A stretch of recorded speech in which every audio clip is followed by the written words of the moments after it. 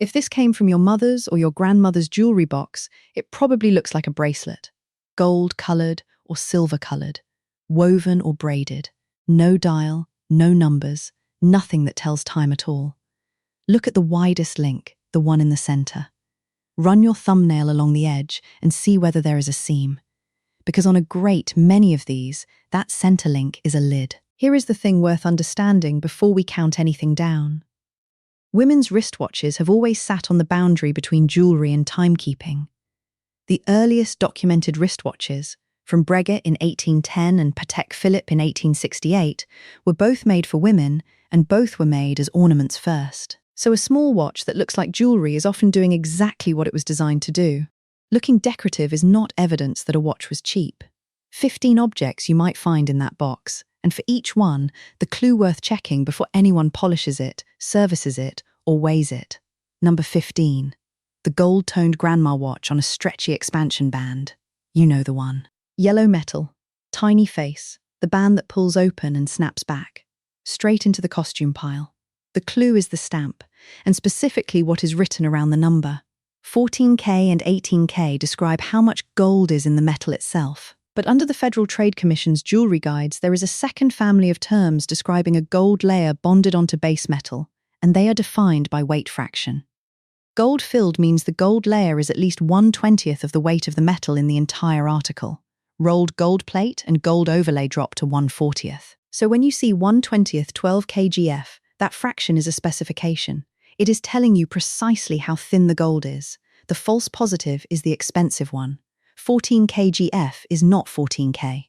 Same number, 2 extra letters, completely different object.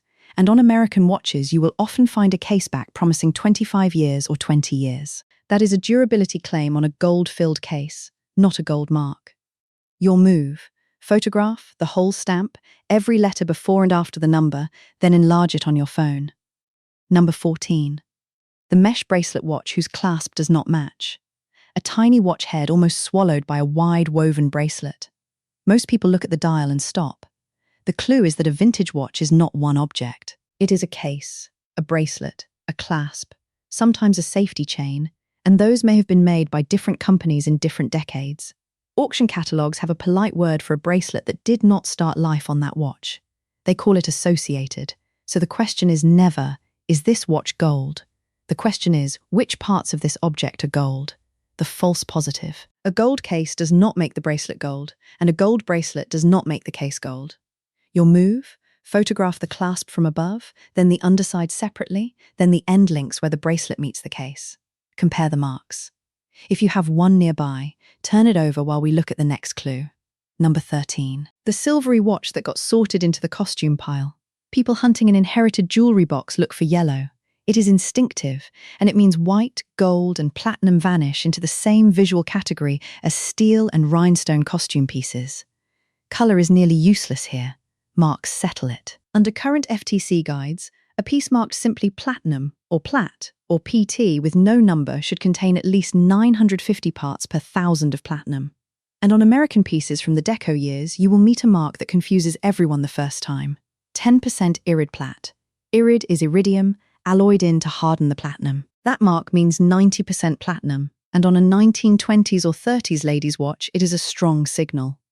One dealer currently offers an 18-karat white gold Omega bracelet watch, lapis dial, diamond bezel, at an asking price of about $5,300. Be careful with that kind of number.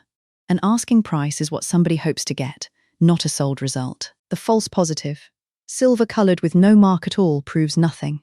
Absence of a mark is not a secret. Number 12. The little diamond evening watch. Long, narrow, geometric, covered in small clear stones, dial the size of a fingernail. Sotheby's describes the category cleanly. Cocktail watches emerged in the early 20th century as evening pieces, made most prominently from the 1920s through the 60s, prioritizing proportion and precious material over technical complexity, deliberately blurring the line between jewelry and watchmaking.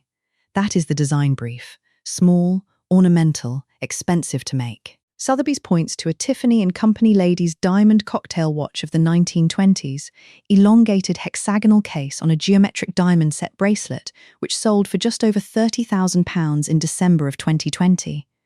That is a sold result, not an estimate. Yours is almost certainly not that watch. I show you the ceiling so you know it exists, and that it is occupied by objects that look, from 3 feet away, like the thing in your box. The clue is construction. Are the stones seated individually in metal, held by tiny prongs or beads, or pressed into a channel and glued? The false positive matters here. Stones that sparkle are not proof of diamonds. Construction is a reason to investigate, not gem identification. I will not teach you a fog test or a scratch test, because none are reliable and some cause damage. Number 11. The bracelet with a seam down the middle. We opened with this one. The trade calls them secret watches, and they reportedly first appeared in the 1920s when covering the dial protected it and let a woman check the time without appearing to. The clue: a hinge, a seam, a slot, a shell, a flower head sitting slightly proud, or one link noticeably thicker than the rest. Treat any of those as a watch until proven otherwise. These are not trivial objects. A Rolex secret watch from around 1950, square dial on a mesh bracelet, is reported to have sold at Christie's in 2015 for $18,750 against an estimate of $8,000 to $12,000. The false positive: not every thick link is a watch. Some are simply clasps or decorative panels. Your move, and the safety point here, is real. If the cover does not lift under light thumb pressure, stop. 60-year-old hinges seize and these lids are thin. A bent lid is not a cheap repair. Number 10. The Elgin, whose case says a completely different name inside. This one causes more confusion than almost anything else, and it is entirely normal. For most of American watchmaking history, the company that made the movement did not make the case. Movements came from Elgin, Hamilton, Waltham. Cases came from separate businesses: Wadsworth in Newport, Kentucky; Star Watch Case in Michigan; Keystone in Philadelphia, whose gold-filled cases carry the J-Boss name or a little balance scale. So an unfamiliar trademark next to an Elgin movement is not a fake. It is a second piece of real information, and the casemaker's mark will often tell you the metal and roughly the decade. The false positive, a case mark you cannot identify, is not a red flag. It is a research lead. Your move: photograph the case mark with the same care you gave the brand on the front. Number 9. The watch with no crown anywhere. Some ladies' watches wind from the back, so no knob interrupts the line of the bracelet. Others have a crown so small it reads as a decorative bead. The false positive: a watch that appears to be missing its crown is not necessarily broken or incomplete. Your move is what not to do. Do not go looking with a knife, a screwdriver, or a coin. These backs are thin and often snap-fitted. And there is a second reason. Watches from roughly the 1920s into the 1960s often used radium in their luminous paint. Guidance from the Health Physics Society is that an intact radium dial watch needs no special handling, but that you should not open one or try to remove the paint. So do not open, scrape, or clean a vintage luminous dial yourself. If the inside needs looking at, let a watchmaker do it. Number 8. The watch with a stone where the dial should be. Turn one over and the dial is not painted metal. It is lapis lazuli, deep blue with pyrite flecks, or onyx, malachite, mother of pearl. Jewelry value can sit anywhere on the object, not just around the bezel. The dial itself may be the precious material. The false positive: a stone dial is not automatically valuable, and a crack in it is not automatically fatal. Your move is preservation. Do not clean it. No cloth, no polish, no damp cotton bud near the edge where stone meets metal. These are thin slices, often glued, often already crazed. A replaced dial is a permanent reduction in what the object is. And one practical note: if a bracelet contains coral, tortoiseshell, or ivory, check current federal and state rules before selling or shipping it. If you have one of these in front of you right now, I made a simple printable checklist so you do not have to remember every clasp, every hallmark, and every photo angle we are covering. It is linked below, free, no email needed. And if this is useful, subscribing helps the channel reach more people who need it. Number 7. The famous name that still is not a price. Omega, Longines, Hamilton, Elgin, Gruen. Seeing one of those is genuinely useful. It gives you an archive to write to and a body of catalogue history to compare against. What it does not give you is a number. Those companies made watches across the entire economic spectrum, sometimes on the same catalogue page. A signed dial in a plated case on a base metal bracelet is a modest object, and no amount of brand prestige changes that. A famous name is a direction to research in. It is not a valuation. There is one exception worth 30 seconds, and I want to frame it honestly. In June of 2017, Christie's in New York sold an 18-carat Cartier tank, roughly 20 by 28 millimeters, made in 1962, that had belonged to Jacqueline Kennedy. Estimate, $60,000 to $120,000. It sold for $379,500, including the buyer's premium. That is an extreme provenance case. It tells us almost nothing about the value of an ordinary Cartier or an ordinary inherited watch. What it does tell us is that documentation and ownership history are a real value layer, and that even Christie's own experts estimated it far below the result. An estimate is an opinion about a range, not a price. Your move. Check whether the dial, the case, and the movement are all signed, and whether any of them disagree. Number 6. The watch with a number nobody ever copied down. Longines has preserved historical information tied to the serial number of each of its timepieces since 1867 and will provide an extract from the archives printed on official Longines paper for timepieces more than 10 years old.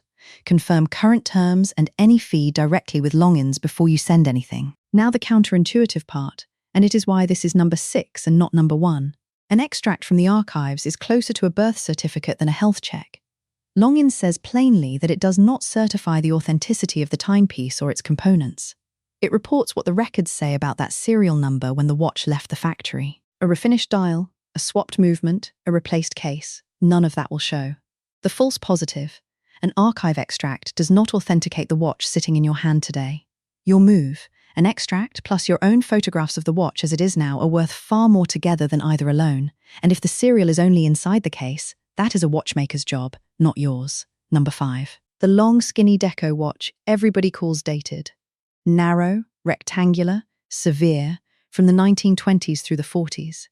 It looks like something nobody would wear now, so it gets dismissed. Here is what can be inside. Gruen was among the first to design movements specifically for wristwatches, including rectangular movements built to fill rectangular cases.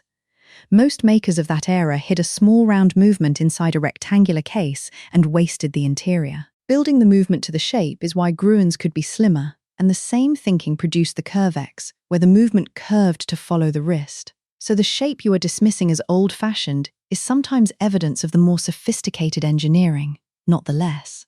The false positive. Not every rectangular watch has a shaped movement, and not every Gruen is valuable.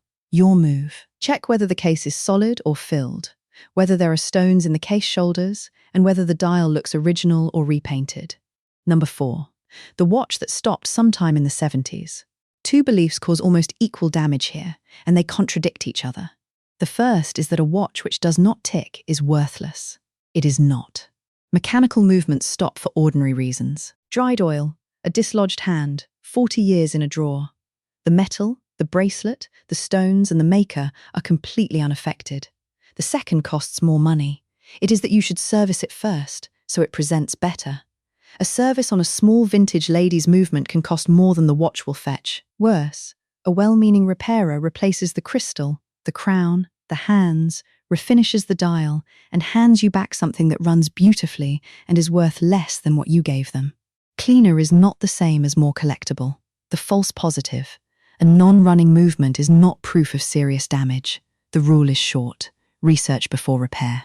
Number 3. The heavy gold watch on somebody else's scale. Somebody weighs the whole watch, multiplies by the price of gold, and calls that the value. There are two separate errors buried in that, and they run in opposite directions. The first error overstates the metal.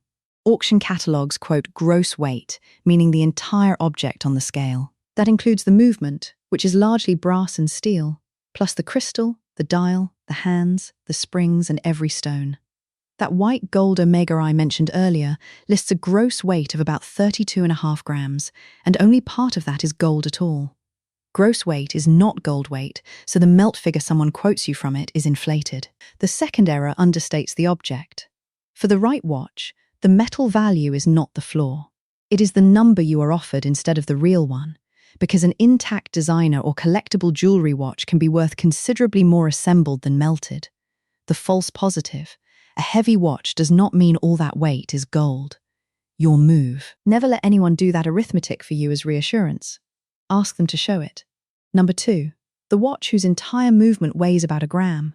In 1929, Jaeger LeCoultre completed a mechanical movement called the Calibre 101, 14 millimeters long, under 5 millimeters wide, a little over 3 millimeters thick, weighing roughly a gram. The current generation is built from 98 individual components, each made and adjusted by hand. It is still, today, the smallest mechanical watch movement ever made. Not of its decade. The smallest for close to a century. It was built for exactly this kind of object. Jewelry watches, bracelets where the dial is barely a suggestion. On the 2nd of June, 1953, Queen Elizabeth II was crowned wearing one, set between rows of diamonds, in front of a television audience of tens of millions. Almost nobody noticed the watch, which was rather the point.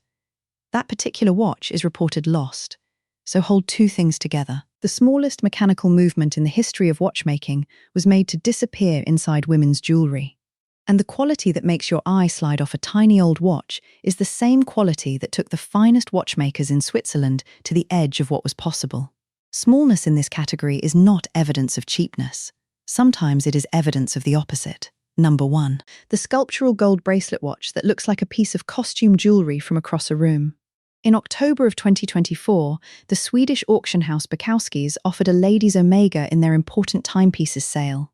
The catalogue describes it as an Omega, Gilbert Albert, circa 1964, 18-karat gold with sapphires and diamonds, a 28mm case, a manual movement, calibre 62, total weight around 60 grams, 2.45 carats of sapphires and 0.67 carats of diamonds, accompanied by its certificate and box. Gilbert Albert was a Swiss designer who reshaped case design at Patek Philippe before doing some of his most radical work for Omega. His bracelets look like bark or coral or moving water. Bukowski's estimated it at 50 to 70,000 Swedish krona. It hammered at 115,000 krona, roughly $11,000, well above the top estimate. Now look at what is stacked inside that one object. 18-karat gold, set stones, an Omega movement, a named designer, an integrated bracelet that is part of the watch, not a strap, original certificate and box. 6 things, and a scale can only see one of them. If the first question anybody asks about that watch is how many grams is it, every other layer becomes invisible. And notice again, the professionals holding it in their hands estimated well below what it made. So here is the order, and the order is the whole thing. Do not clean it. Photograph the front, the back, the clasp, and the underside of the clasp. Use a 10-power loupe, the standard magnification the Gemological Institute of America uses for grading diamond clarity, and copy every mark exactly as written. Note whether the bracelet is built into the watch or attached to it. Note stones, hinges, covers. Then search the maker and the reference in completed results, not active listings, and only then decide what the object deserves. Photograph first. Identify second. Research third. Repair or sell last. Most small old watches are not hidden fortunes, and I want to be honest about that. Most of what comes out of an average jewelry box is a modest gold-filled watch with a common movement, worth what it is worth. These clues tell you when a watch deserves more research. They do not appraise it, and neither can I. Before you insure, sell, or divide anything, check with a certified appraiser and with your state and local regulations. The point is that the valuable one and the ordinary one look almost identical until you know which details to check. So tell me, if you have one of these in a family jewelry box, tell me exactly what is stamped on the clasp, letters and numbers and all. I am curious how many hidden watches are sitting in drawers right now. The checklist is in the description. Go carefully with it.